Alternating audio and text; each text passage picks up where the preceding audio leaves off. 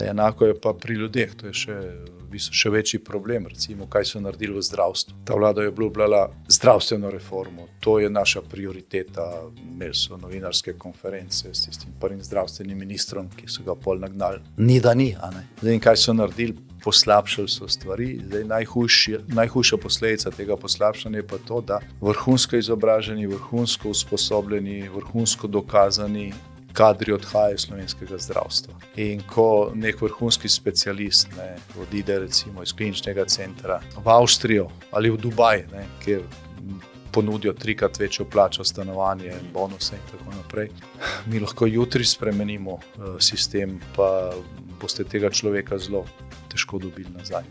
Ko gre za stanje v zdravstvu, ni takšen problem denar.